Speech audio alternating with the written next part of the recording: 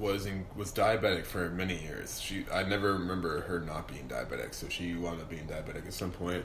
But to a degree, there's a lot of people in my family who are diabetic. I don't know how hereditary it is or how much it has to do with like a negligent diet and exercise routine or anything like that. But fact of the matter is, she wound up. Well, it's like every story you hear, like just leaving the oven on, leaving burners on, forgetting to shut doors, or just missing seemingly minor kind of commitments or appointments, and just random, seemingly sparse forgetfulness at points. Got to a point though where she's not taking any of her insulin, or she had like the the little pill container with the days of the week lettered on it, and pardon me, she wasn't taking any of those, and so my mom had to start going to her house to take care of her, make sure all the stoves turned off, and she's getting all her pills and everything. But this woman, my grandmother, bless her heart, she's drinking Diet Coke every single day, multiple cans, nothing but Mars bars all day, snacks, like high carbs, lots of sugar, lots of refined sugar, lots of high fructose corn syrup, all that stuff. And her mind started to go, and I think a lot of the time we take that just to be the normal part of aging, and probably it is to a degree, but I can't imagine these things help. And eventually her descent wound up in, like, she wasn't doing any of these things. She eventually just wasn't eating. She just forgot to eat. And so she winds up in the hospital, and we're just taking care of her all the time, and her memory's fading. We eventually compile. It gets to the point where we compile this book just full of her life. It's like your name is blank. You were born blank. You have this many kids. Their names are blank, blank, blank. You have this many grandkids. You were this for a career. You were this for a career for a while. You lived here. Like her story. But she's still at the point where she spent a number of years in the hospital, and when she finally started to seem like we were getting her on track, her health was bouncing back, she was gaining weight again, she fell and broke her hip. And I think that was the real nail in the coffin, because she broke her hip, and then she's in that hospital environment, and that's not a good environment. You're surrounded by it. She's in a geriatric ward, so people are old and losing their mind all over her. She's just surrounded by death, and surrounded by, no one enjoys being in the hospital. And so then she's eventually gets fixed up from that, and she fucking breaks her hip a second time, falls a second time, breaks her hip again. And so she's in the hospital that much longer. And it gets to a point, by the time she's able to get out of the hospital, she's just so far gone that she can't, there's no way we can let her live on her own. And so eventually we get her in a nursing home, and how that came to be is another long story. But once she's in the nursing home, there's just the most kind-hearted and well-meaning people in the world can't stop the degeneration from happening. She's just in a room by herself. Maybe there's a window, and that's it. Someone comes to help her eat and maybe talk to her for a few minutes each day, but she's alone. And we're all living our own lives. We're trying to take time to talk to her and take care of her, and none of us can do what we need to be doing. And so her mind just starts fading and fading and fading, and next thing you know, there's you spent the first 5 minutes of the conversation explaining who you are as her grandson or daughter or whatever it is, and then half an hour later you're explaining the same thing over again. Eventually it gets to the point where she's just seatbelt buckled to a wheelchair and just screaming in the room by herself. And funnily enough, I remember one time walking into the room when she was like this, just strapped down to a chair, kicking and screaming. And you just walk in, it's from my perspective, it's this is my grandmother. This woman helped raise me.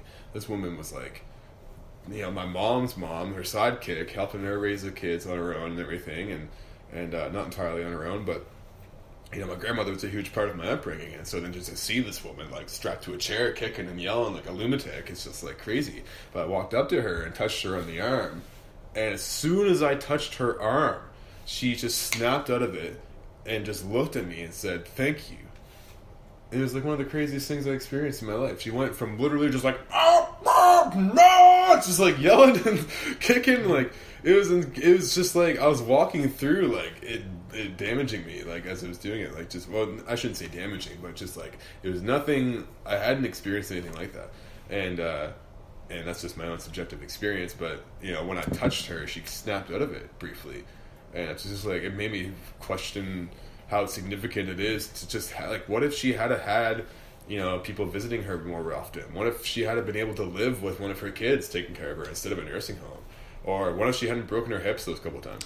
Anyways, I digress back to the original point.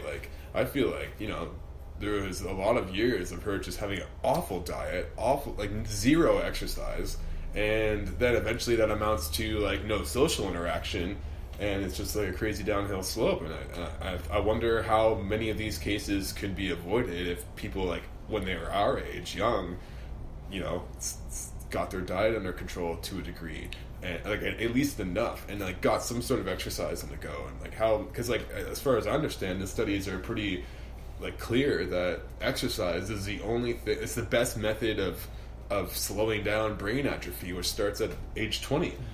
And it's also the thing is when you get to a certain age, your ability to build up muscle declines. So if you or even if you're very active as you get more elderly and whatnot, a hip break can just be the end. You will never be able to recover from the amount of muscle that you had. If you go, they'll lose muscle very quickly if they're not able to keep active.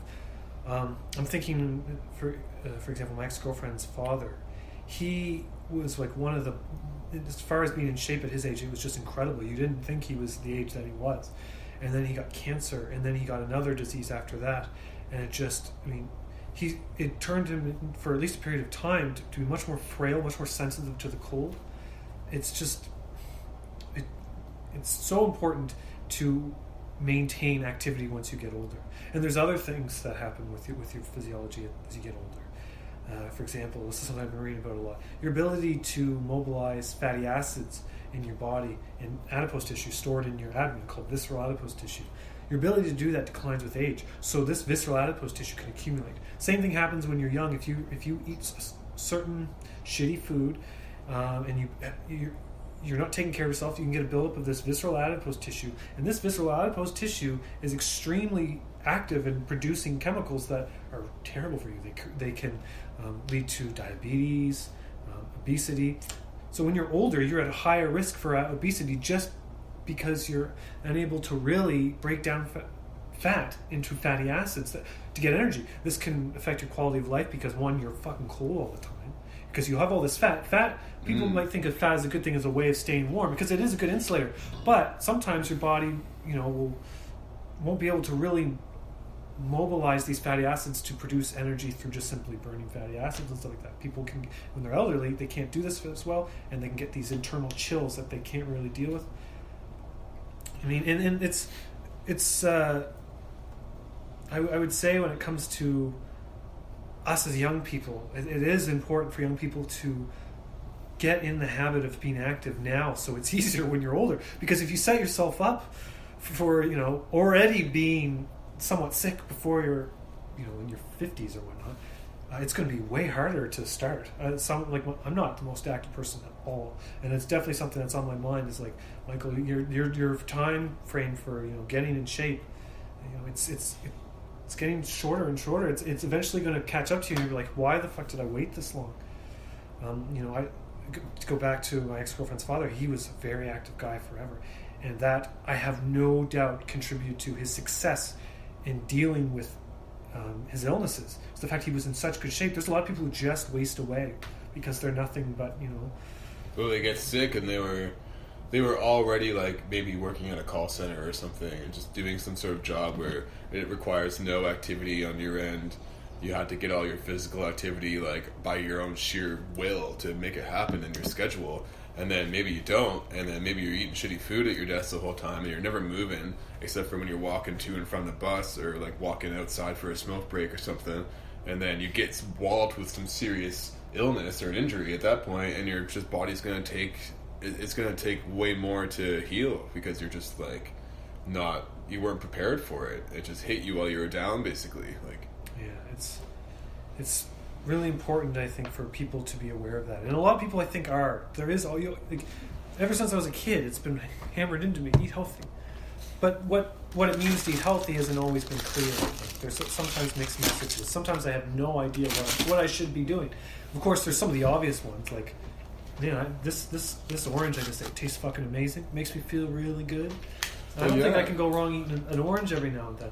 It's certainly a lot better than drinking Coca-Cola. but then it comes to things, you have people advocating this diet and this diet, and I think that can make people just feel overwhelmed. Well, I think there's so much confusion. Like you're touching on an important point because, well, I know for me personally, like you had that food co-op, Robin, this summer, and we were eating so many just fresh vegetables from a farm. We were eating them cooked, eating them raw, and then some kind of meat. Like, so many of our meals were just nothing but plants and some kind of meat. And I felt my best. I felt like I was eating nuts and fruits and vegetables and meat. And I always, like, I would feel full, but not like, I wouldn't be just comatose after a meal like usual. And I would feel like more energy at my disposal, more clarity in my mind. And then versus when I'm eating junk and eating sugar and everything, it's just like I feel wrecked and I don't feel healthy. And then, but everyone's got some sort of like specific kind of physiology that might require, like, someone might need more iron in their diet as a natural disposition, maybe, or something. Yeah, and people have to like really tailor to their lifestyle and to their specific needs, which takes a lot of, like, people have to really be committed. Yeah. And that's just like, there's no like easy shortcut, one-stop shop for your health. It's just like you got to incorporate so many things, and you should probably learn about all these different approaches because maybe your body really favors this particular kind of like chemical arrangement or something to be healthy. I think humans there's a lot of variability, but at the same time there are also like some people seem to have certain tolerances. At least when you look at them, they appear overall healthy and they can eat absolute shit. And someone who really has to work at it to maintain their physical appearance, like to be able to not gain weight. It's more of a struggle. It's really, to me, I find that to be really important to keep in mind, because I'll see some people who just, they really don't eat any differently than me, and they get hit with big changes in their weight if they don't keep on it. And for me, it's a lot more gradual. I certainly gained weight, and I lost a lot of weight, and it usually doesn't depend on what I mean. It's how active I am. But I know some people who like I had a roommate, for example. She ate amazingly, and she was always like being super active. And she was telling me like she used to have very. She eventually had to get I think surgery or something done to her gallbladder because of some metabolic issues because of just her diet, and she just had to keep on top of it. And I was just thinking, I've been very fortunate that I wasn't like, her diet wasn't even nearly as bad as mine was when she was younger. Like, she was talking about what she used to when she was younger. Mine was way worse, but she would gain more weight and had way more health issues. I wonder how often like necessity is just absent and like without that kind of urgent. I'll take my biological father. He fell off a roof. He fell off a ladder roofing, and he absolutely shattered his his left foot, I think, to smithereens. It's all made of metal now, and there's no arch, and it's just, the skin's thin, and the nerves are right on the surface and everything. And it's been a long, brutal recovery. But he was telling me how the doctor, he was a chain smoker, I don't know, pretty regular smoker. I guess it's just you wind up chain smoking eventually if you follow that. But he the doctors told him that he would heal, like, I don't know, twice as fast or more than that if he quit smoking after the surgery, and he just had to like hack his foot right to bits and everything in the surgery. And it's a serious operation on his foot, and like big wound and long recovery time. And the doctors just gave him the facts about his recovery if he smoked versus if he quit. And it was moving enough that he was just like, well, I want to heal, I want to be healthy, I want to have my foot back, I want to be able to walk, I want to be able to work. And he just fucking quit cold turkey. And he's told me that, he got through the first day, and then he just said, like, I got through that day, I can get through the next one. And the third day, he was like, I got through yesterday, I can get through today. And the fourth day, said the same thing, said the same thing the fifth day, and, you know, it's been years now. But, you know,